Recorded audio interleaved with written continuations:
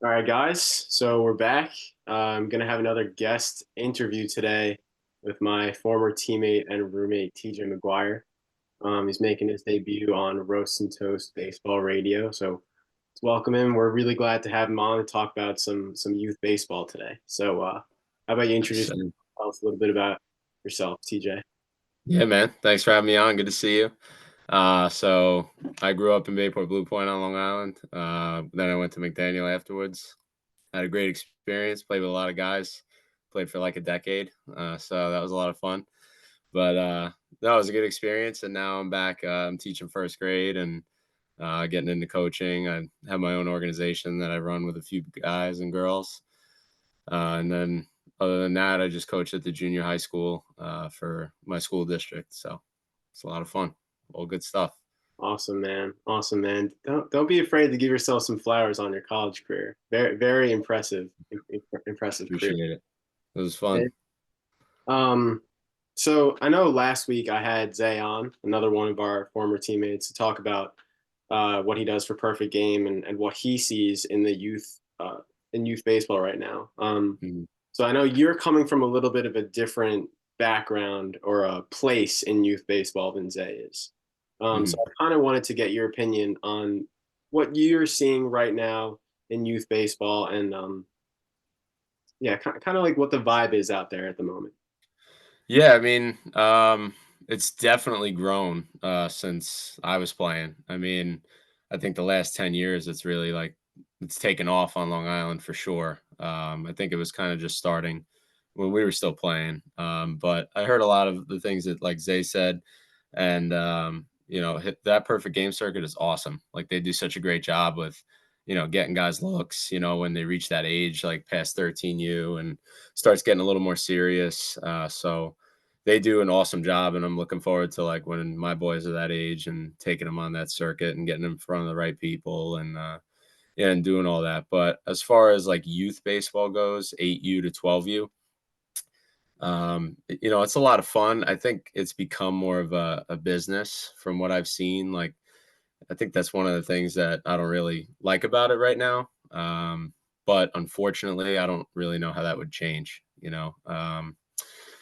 It's just it's become about the buck. Like every big organization, like they have, 4 or 5 teams per age group, whether it's like north, south, east, and west, or, all the colors of the rainbow. Like it's just every organization, they just have so many teams. And that's great in a sense. Like you can argue that the game is growing and more kids are playing baseball, like I don't want to sound like, grumpy old man. But I think it's just more of, if parents are willing to pay, like there's a team for every kid, no matter the skill level, Right. which I guess is a good thing. But when you start charging people like 3,500, 4 grand to play travel ball, I think that some players are these days are better served saving that money and maybe investing in like some private lessons and some development first, before they jump into travel baseball and think it's like going to solve all their problems.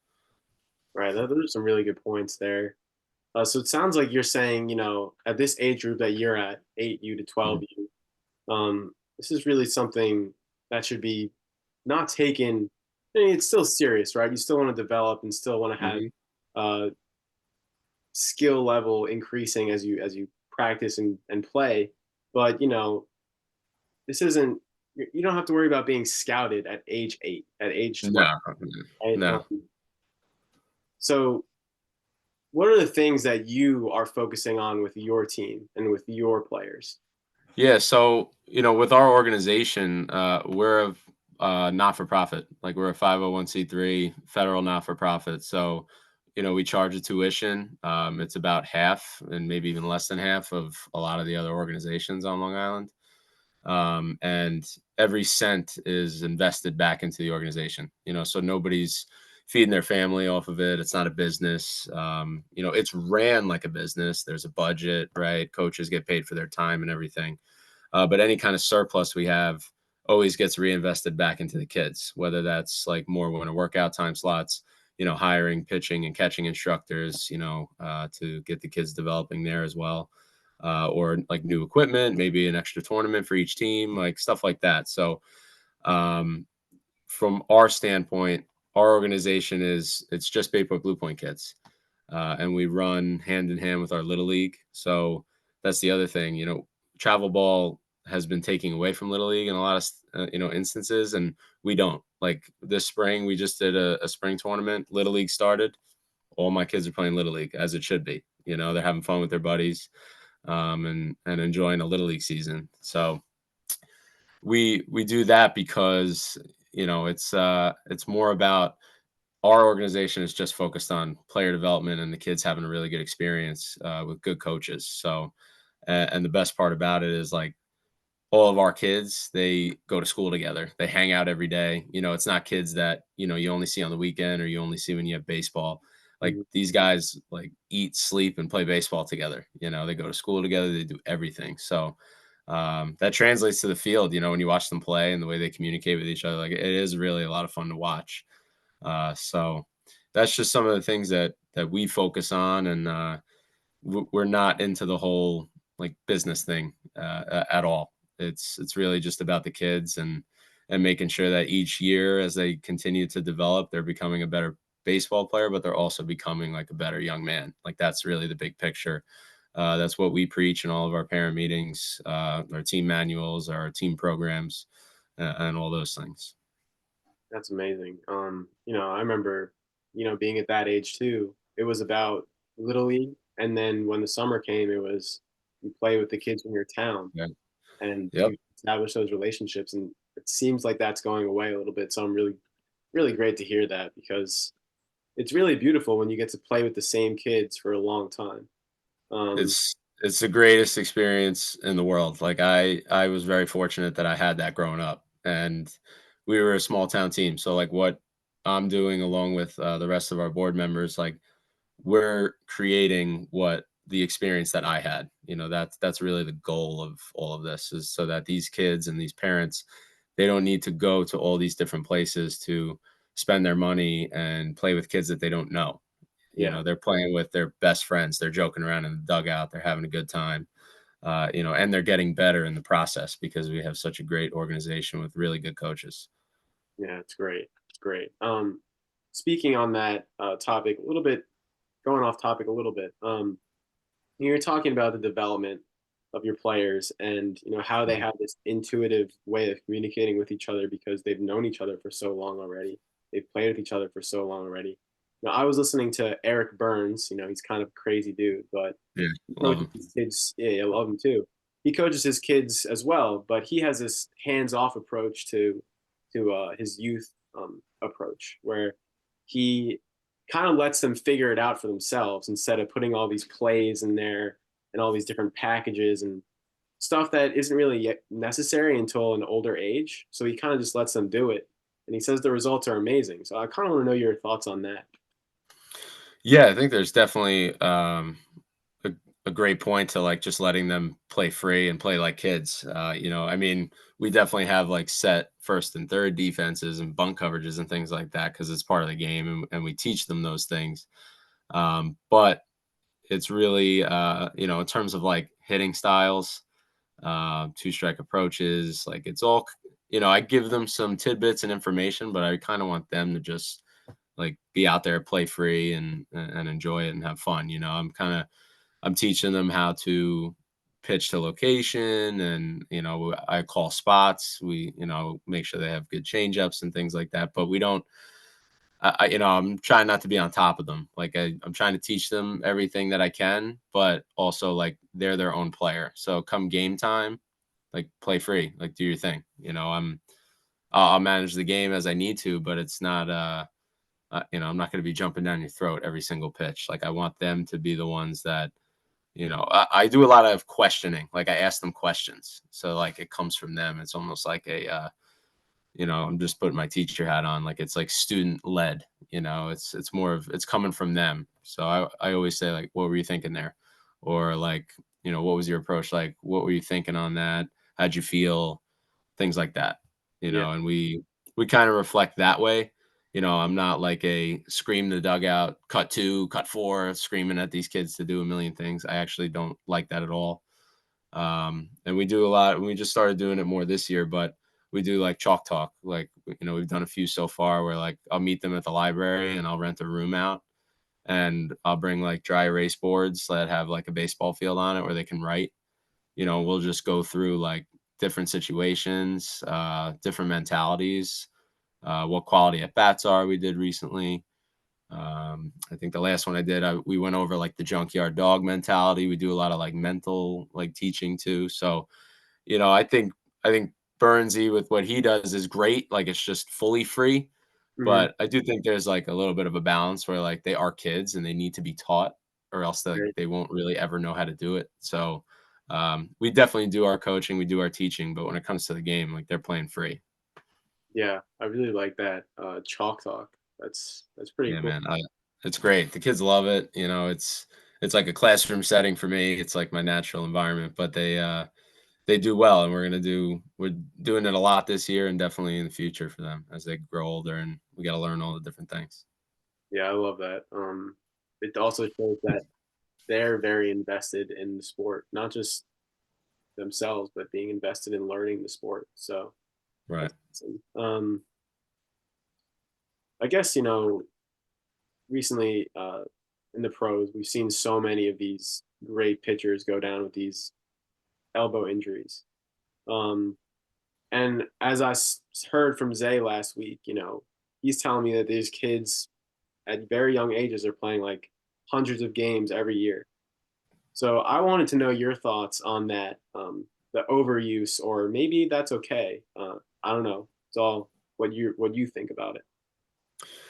Yeah, I think I saw an interview with Justin Verlander. Like he said, it's a pandemic in the major leagues right now, and like he's right. Obviously, there's a lot of issues going on, but I think it's a huge debate. And I'm not the most qualified person to talk about like pitching and all that, but at the youth level, I can say that people are playing way too many games. Mm. Like from 8U to 12U, I see teams and organizations, they throw out their 9U schedule and they're playing 55, 60 games in the year. And it's like these kids are 9 years old. Like, when are they going to go to the beach?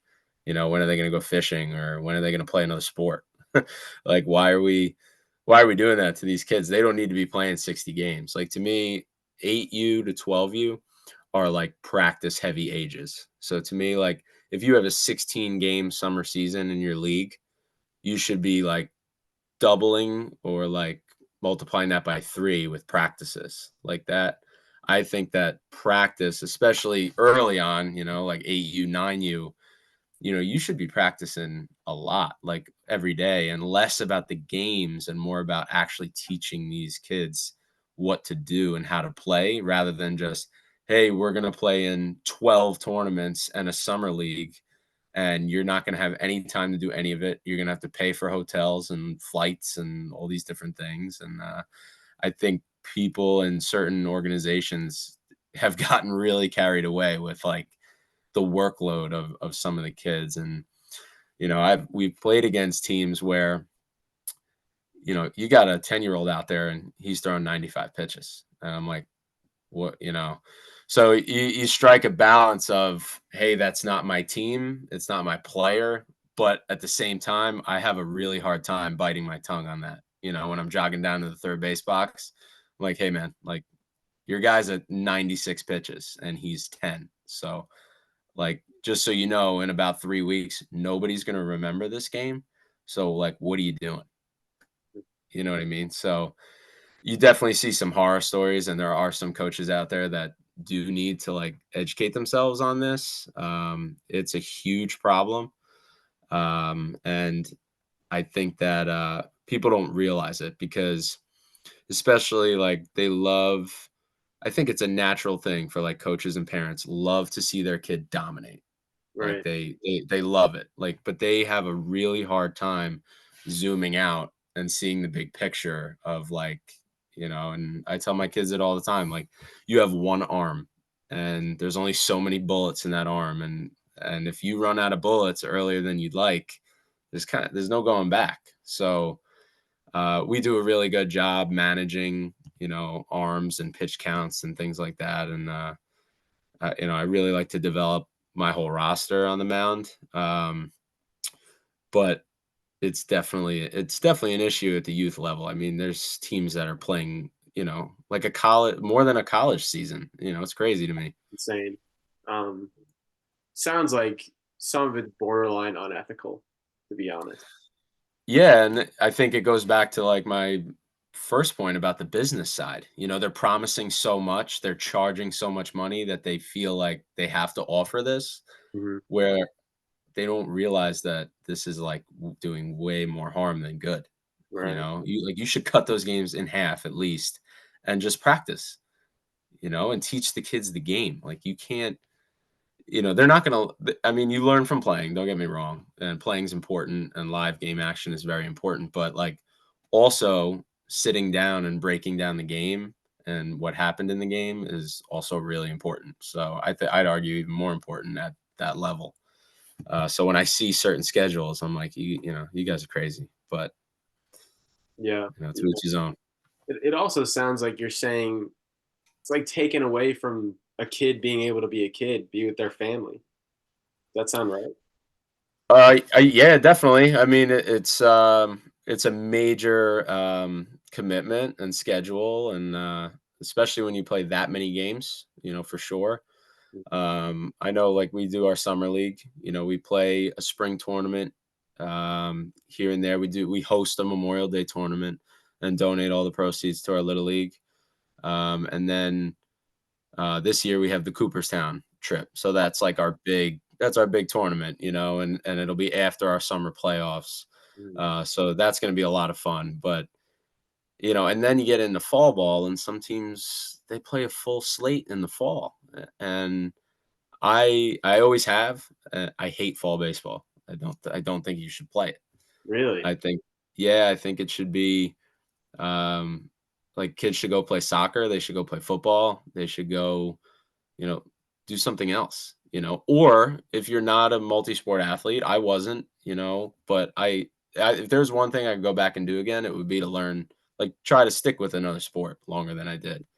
Um, because, they just play so many games and those other sports can teach you some things about baseball and actually make you a better baseball player, and, I just think that people get so caught up in like they got to do it year round to stay good, and that's not true. That's not the case, and it's kind of like a toxic mindset, in my opinion. So, to your point, it does take away from them, being kids and being able to like go play football, play soccer, and yeah, you definitely lose some family vacation time. That's why I like to.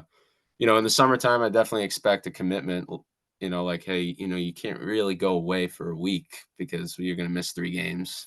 If you do, and I always say, like, it's your child. You do whatever you want. Just know, like, when you come back, that first game back, like, they're not going to be like batting third and playing short. Right. Like I'm going to give some reps to the kids that are here at everything. But usually when we're done after the summer playoffs, like August 5th, like, I give the rest of the summer until, like, school starts Hmm. to the families. Like, you have 3, 4 weeks to go on vacation, do your thing. Don't even worry about baseball. I don't even want them touching a baseball. I want you guys going away. I want them going to the beach, on the boat, stuff like that. So, it definitely adds, a lot to their summer slate, and, it does take away from some family time and other sports for sure.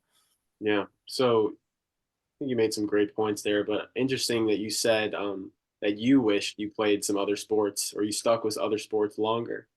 So what do you think is the importance of playing multiple sports? Well, I think it's just, first of all, you become a more well-rounded athlete. I mean, if I stuck with a football or basketball, maybe I would have had some speed in baseball, something like it would have been, I don't know. But other sports teach you things and as an athlete that baseball necessarily can't. And I think, I just think that the kids, you get to be coached by somebody else. You get to play a new game. You get to play with other teammates. I just think it makes you more well-rounded, and kids are missing out on that because you have some organizations and some travel ball coaches that are like, oh, you can't miss this for that. You can't miss baseball, and it's like, wait a minute, it's not even your season. Your season's the summer. Right. So my message to my guys, and I have a heavy multi-sport athlete team. Most of my guys play another sport, and my message is always like, we did like a pretty easy fall league. I think it was like 5 games. But if there was ever a conflict with their fall sport, whether it was practice or a game, it was mandatory that they went to their other sport. Wow. Basketball in the wintertime, if we worked out on Friday nights, so we didn't have any conflicts really. But let's say if there was a basketball game, a lot of my guys play hoops too. So, and if you have basketball and we have a baseball workout, you're going to basketball. And if I have to work with 3 or 4 kids that aren't playing basketball that day, I'll do that, or we'll just move it. Hmm. But it's not my season. Uh, and in the fall, it's not baseball season. So, I'm not going to tell a kid that they can't go play football. That's ridiculous. I don't understand that at all. So when I hear horror stories of other coaches, I'm like, some people really need to like check themselves. Yeah, I think it all goes back to that point you're saying. Like for a lot of these organizations, it is for profit. Like they need Yeah, those kids to be there, and that's part of the problem, honestly. Like I know exactly. people need to make their money and make a living, but these are kids. We have to remember that they're kids. So I love that you're making these points, and I love that you have this team and that you're non for profit. That makes it very different. Um, so a couple more questions. Yeah, man. Just some thoughts I want from you about what you want to see change at the pro level and kind of trickle down to youth baseball. Um, well, I know we went into the whole like arm dilemma, and what's going on now is crazy. The amount of guys on the shelf, but I just think like I do want to have some kind of middle ground back to the way that like the pitching styles. I like to really see a guy go out there and like command the strike zone with 3 pitches and know how to get guys out rather than try and like blow them away with 98 every time. And again, it's a preference, it's an opinion because this style of pitching in the major leagues is very effective. I mean, that's why it's being emphasized now is because of how easy it is to get outs. So I would also love to see like in the big leagues, like more bunting, more hit and runs, more like just scrappy play, stealing bags, left and right, not like a one-dimensional offense. That's kind of what I try to teach my boys, like hit and runs, we lay down bunts like crazy, suicide squeezes to win games, like just stuff like that. I think it makes the game fun, it makes the game exciting. And I just the major leagues is obviously very exciting. They're the best athletes in the world. It's so much fun to watch, and I like a lot of the changes they've made to speed up the pace of the game. But I just think from that standpoint, like different styles of an offense, and also just shifting a little bit back to like old school pitching of like I'm gonna throw this ball wherever I want, and I know exactly where to throw it to get you out. Like I think I would love to see more of that come back. And I know it's happening still, like even with the guys that have great velocity. Hmm. Um, but I know like every time I turn on the TV, it's about like spin rate and velocity, exit velo, and all these things. And another thing offensively, I would love to see batting average become like more important again. Like I just think of a guy like Volpe, like last year, he was that 20 homer, he hit about 205, not his style of offense. Like he was trying to be somebody that he's not. And then you look at this year and like he's taking his base hits to right and he's still losing, 2 or 3 over the wall so far. And then Right. he's getting on, he's stealing bases, he's hitting like I think in the fours, but obviously that's not sustainable in the major leagues. But like, he's gonna hit this year. I think he's gonna hit like in the threes, and that I want to see that style of hitting come back more, Yeah. so that kids, watch TV, they emulate it a little bit more. Like, no, I'm gonna stay gap to gap instead of like try to hit the ball over the fence and be somebody that I'm not, because that's what I see on TV. Right. So Right. just I think those are great points. I mean, I know I miss the hit and run a lot. Um, Love that play. Really don't see it anymore. Um, Not at all. I don't. I could count on probably one hand how many times I've seen a hit and run in a major league game, like yeah, in the last couple years.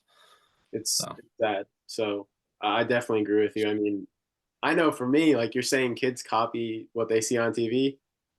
There was a time when I was trying to copy Josh Donaldson. That was the dumbest thing I ever did. I mean, yeah, Josh Donaldson. So yeah, I definitely agree with you there. And just the last thing, I know you invest a lot of time with your kids and your mhm. athletes.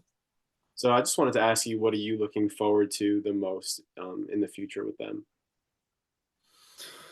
Oh man, I think just watching them grow is my favorite part of it. I've been with them since they were 9, so they're 12 now. Like they started middle school this year.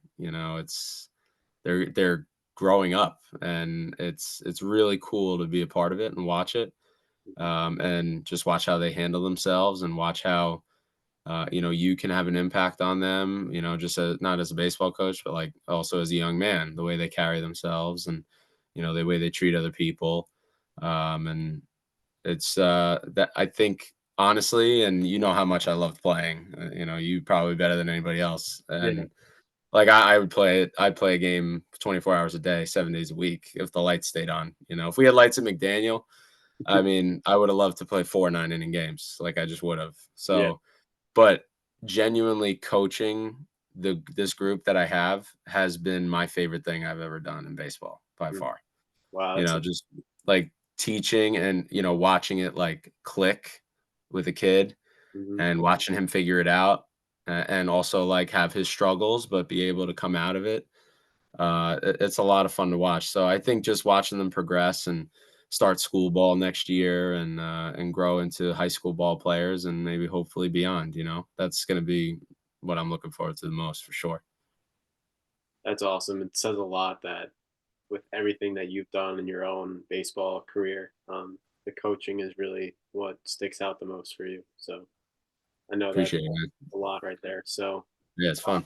really appreciate you coming on, and hopefully we can have you come on talk about the Yanks in the future. I'd love to.